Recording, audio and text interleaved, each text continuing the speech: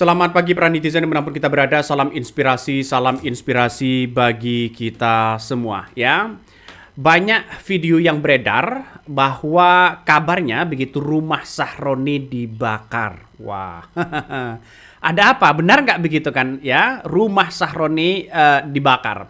Karena begitu banyak viral di media sosial, bahkan video-videonya begitu pembakaran di berbagai daerah akibat kekecewaan masyarakat terhadap anggota DPR, terhadap pemerintah selama ini begitu kan ya. Jadi ini reaksi masyarakat begitu ya, ada kekecewaan yang sangat luar biasa ya.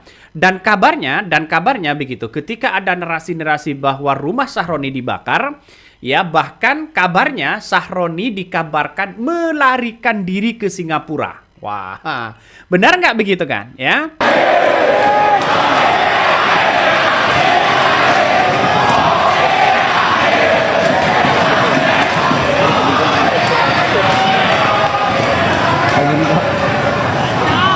Rumah Sahroni dibakar di Bandung, anjing. Goblok ledakan di dia mah euy. Ngeri menyala Bandung. Tahu nggak?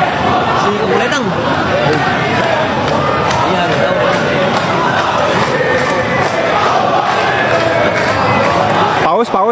Paus. Menyala Bandung. Iya, dia. Iya. Halo. Pas dia Wah, polisi datang anjing, polisi.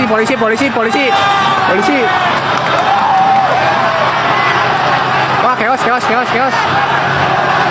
Wah, anjing cari aman lah, mau balik.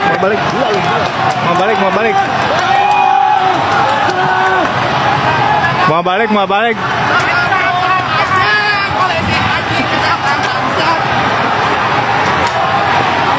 Polisinya datang anjing.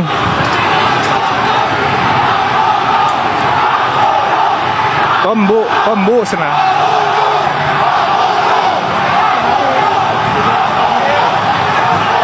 Aduh, motor aing di mana poho deui euy nyimpenna.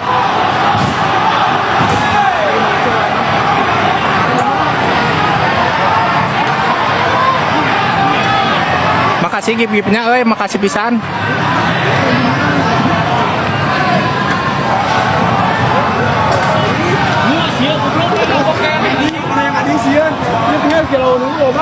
Emang kilauan eta AC lumayan.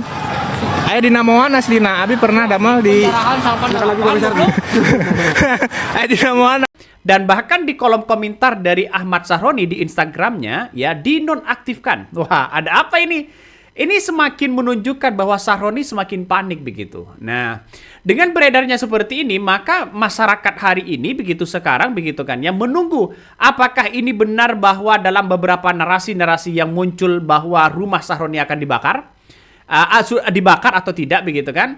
Tapi dengan adanya situasi dan kondisi sampai saat ini, demo itu masih bertahan ya. Pos-pos polisi ya di pinggir jalan itu banyak yang sudah dibakar begitu. Jadi inilah akibat kekesalan orang-orang begitu kan ya terhadap anggota legislatif ya terhadap anggota DPR yang seenaknya mengatakan bahwa orang-orang yang mau mendemo membubarkan DPR dianggap goblok dan sebagainya begitu kan. Maka tidak heran, coba kita lihat saja ya, bagaimana masyarakat tidak kecewa. PPN naik 12% walaupun meski dibatalkan ya. Kemudian muncul lagi soal toko kelontong begitu kan ya, toko kecil ya tidak boleh mendistribusikan gas 3 kilo. Terus kemudian muncul lagi begitu kan ya soal kenaikan PBB. Muncul lagi soal rekening begitu kan ya tidak digunakan ya selama 3 bulan maka dinonaktifkan. Muncul lagi narasi-narasi itu begitu kan ya terus sampai sekarang begitu ya. Dan disitulah mengatakan DPR ya kalau ada orang yang masa demo mau mengkritik DPR silakan, tapi kalau ada yang membubarkan dianggap goblok dan itulah yang menjadi kekecewaan besar terhadap bangsa dan negara kita begitu. Artinya masyarakat kecewa begitu kan. Makanya dengan adanya situasi dan kondisi saat ini begitu kan ya, kalau toh pada hakikatnya rumah Sahroni kabarnya dibakar dan sebagainya begitu, ini kan menandakan ada kekesalan dan kekecewaan luar biasa. Lantas bagaimana restitusinya? Bagaimana ganti ruginya misalnya begitu kan? Ya begitu banyak. Ini kan masuk ke uang rakyat lagi begitu. Rakyat lagi begitu kan ya. Yang membangun ini, yang membangun itu uang rakyat. Semuanya serba uang rakyat. Yang merusak rakyat wajar dong kalau mereka adalah uang rakyat. Tapi perlu diingat bahwa ya dengan adanya demo-demo seperti ini nampaknya begitu kan ya. Ada nuansa-nuansa bisa saja kalau Prabowo lengah, bisa saja ini dilengserkan loh begitu kan. Makanya ketegasan dari semua ini, kejadian seperti ini tergantung ketegasan dari seorang Presiden Prabowo. Tanggal 25 Agustus kemarin begitu yang saya catat di sini begitu kan ya. Demo besar-besaran di situ aman dan kondusif. Dan disitulah ya Prabowo memberikan tanda jasa, ya tanda kehormatan, ya bintang kehormatan dan sebagainya. Jadi saya kira oke lah fair di situ begitu kan. Tapi ada anggota DPR yang seolah-olah mengolok-olok hati rakyat, kecewa besar bro, ya. Ya siapa lagi kalau bukan Sahroni begitu. Terus saya baca begitu komentar-komentar dari netizen, banyak sekali pro dan kontra mengatakan bahwa apakah benar rumah Sahroni ini dibakar begitu kan ya? Ini salah satu komentar dari netizen mengatakan begini. Ya, halo Sahroni, apakah benar rumah Anda di Bandung di Jawa Barat? Jika benar rumah Anda ya di Bandung berarti rumah Anda dibakar. Nah, dalam narasi-narasi ini mengatakan rumah Sahroni dibakar, bilangnya begitu ya. Jadi ada yang mengatakan gak mungkin, ya wajar ada muncul spekulasi-spekulasi itu begitu kan ya. Tapi dengan narasi-narasi yang disampaikan oleh Sahroni ini begitu kan, membuat atau melukai hati rakyat. Mengatakan tulul-tulul dan sebagainya kan melukai hati rakyat pada akhirnya begitu. Bayangkan sampai Kejagung di sebelahnya begitu kan ya, melihat tatapan Sahroni nampaknya ada nuansa-nuansa kekesalan. Coba hanya Sahroni yang keluar-keluar. Di samping mereka tentram aman begitu kan ya. Tidak berkomentar apa-apa dan tersenyum begitu. Mungkin sudah tahu begitu kan masyarakat kalau sudah kecewa. Sangat luar biasa kekecewaannya.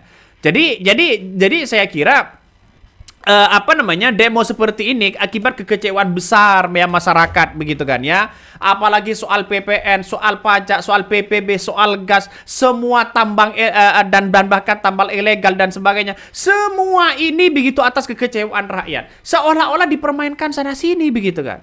Seolah-olah dijekik begitu kan rakyat ini dengan hal-hal yang kemudian tidak produktif. Apa yang tidak produktif? Bangun ini, bangun itu begitu kan? Yang kena Presiden Prabowo.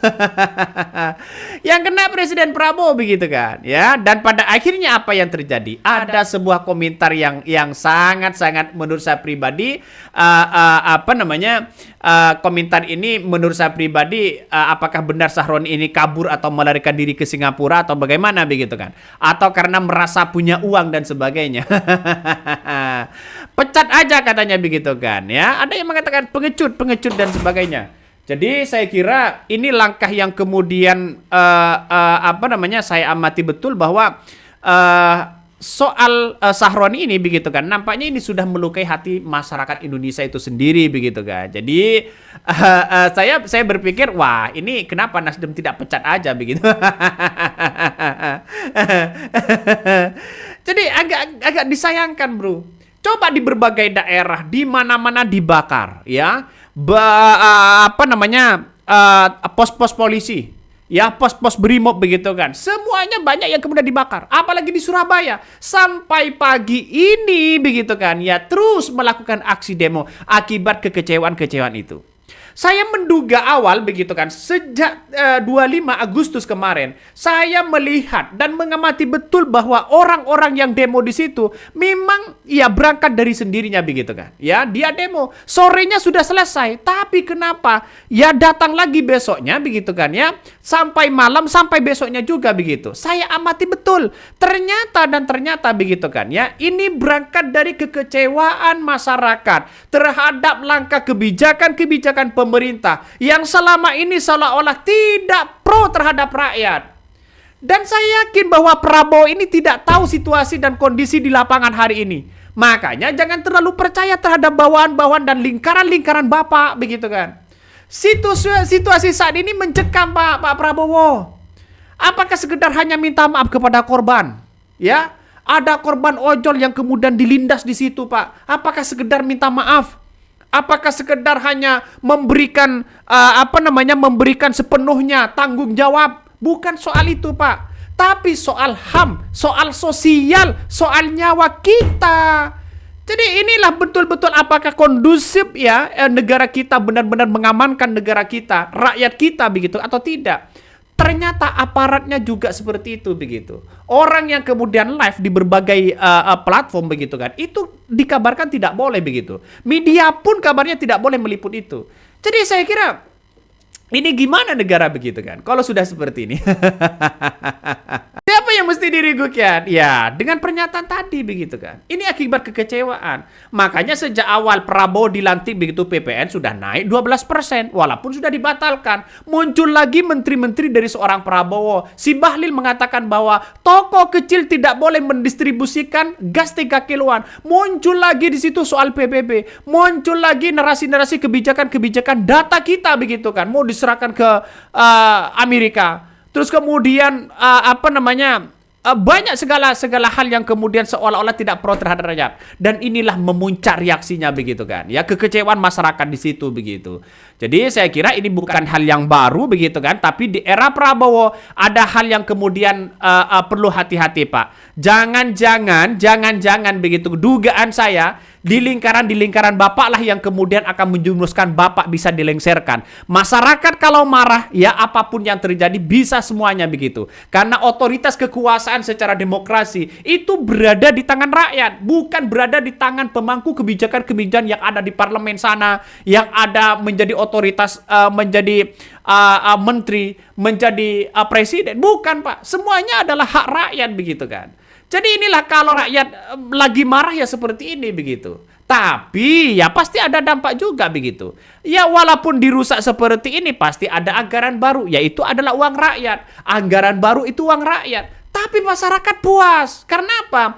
Karena merasa bahwa apa yang ia berikan kepada bangsa dan negara kita, kepada para pejabat, kepada pemerintah, gaji kita semuanya sudah diberikan. Kalau ada yang menghancurkan seperti ini, merasa lega bahwa ini adalah uang rakyat. Wajar kalau dibongkar oleh rakyat, dibakar oleh rakyat dan sebagainya begitu. Orang pasti banyak muncul spekulasi-spekulasi itu begitu. Jadi artinya apa?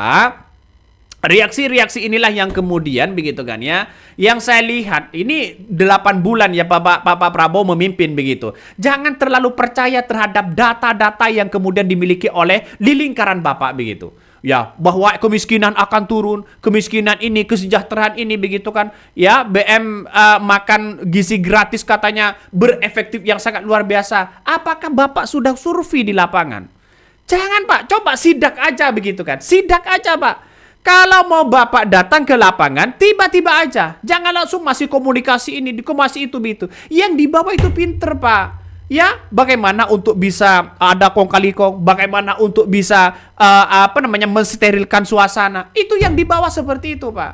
Jadi saya kira bahwa ya dengan langkah seperti ini, maka kemudian Prabowo jangan diam dong. Masa hanya sekelas minta maaf kepada korban, akan bertanggung jawab. Lantas bagaimana dengan orang yang menabrak itu begitu kan? Ada 7 orang, Pak, katanya. Apakah diproses? Apakah hanya diganti jabatannya? Apakah ini dipecat? Apakah hanya dipindah jabatannya dan sebagainya? Ini kan agak lucu pada akhirnya. Semakin reaksi memuncak ini begitu kan. Masyarakat semakin memuncak. Jadi artinya apa?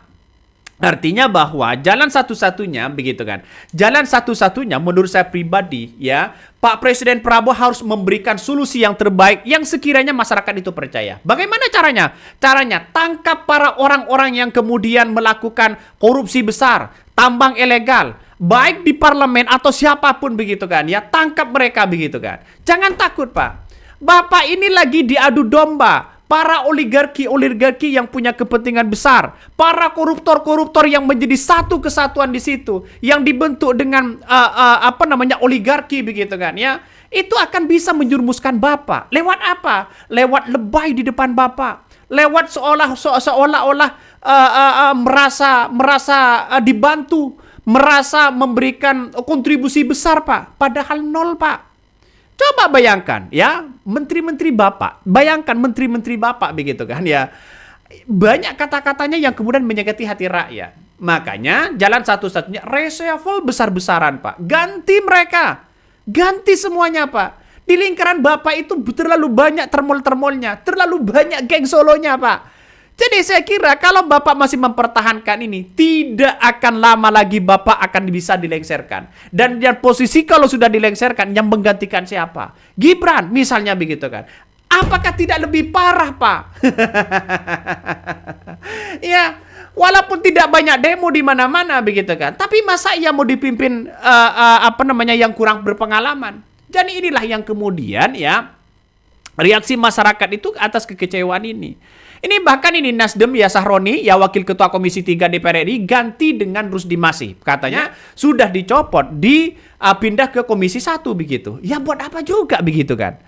Jadi artinya apa? Artinya sekarang walaupun ya di parlemen begitu kan, walaupun anggota legislatif DPR begitu kan ya, walaupun minta maaf bermacam hal, nampaknya masih masyarakat tidak menerima. Ada kekecewaan besar, Pak.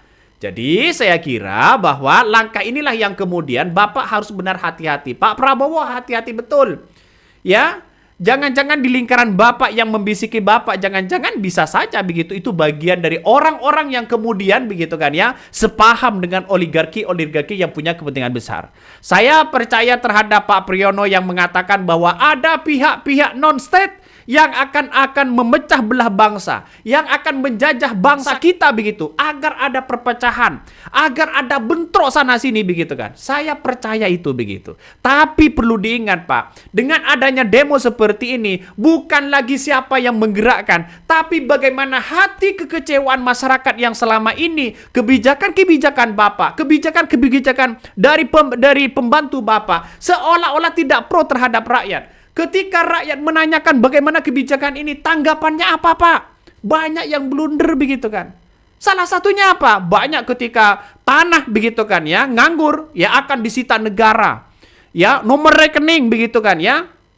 Rekening kita kalau nganggur 3 bulan akan disita negara. Kok apa-apa lalu kemudian disita begitu. Ada yang mengatakan lagi, emang mbahmu bisa bikin tanah. Ini kan menyuarakan menyakiti hati rakyat. Jadi saya kira begitu kan, pecat ya di sekeliling mereka. Apalagi yang lucu, kemarin begitu kan. Ketika Bahlil ditanya oleh wartawan, "Pak, ini ada demo di luar." Dia kaget, "Wah, kok ada demo? Ya, sekarang ini rapat dari kemarin." Nah, maksudnya apa begitu kan? Masa pura-pura tidak tahu kalau ada demo, padahal demo itu dari 25 Agustus begitu kan. Kok pura-pura kaget? Pak, ini jangan-jangan Bapak dikhianati oleh sekeliling Bapak begitu. Ya, saya kan saya percaya, saya pribadi begitu kan, sayang kepada Pak Presiden Prabowo begitu kan, ya sayang Pak, karena dengan ketegasan Bapak, dengan pidato yang berapi-api, dengan janji-janji Bapak begitu kan. Tapi kalau di bawahnya tidak ditata dengan baik, tidak bisa, apalagi anggota DPR-nya, seenaknya begitu kan, ya merasa kuat mereka begitu. Jadi saya kira jangan-jangan ini yang bisa menghancurkan Bapak. Pada akhirnya kan ngeri sedap. Oke, mungkin itu yang kami sampaikan. Tonton terus di channel Hodari Podcast Rakyat ini. Jangan lupa di subscribe.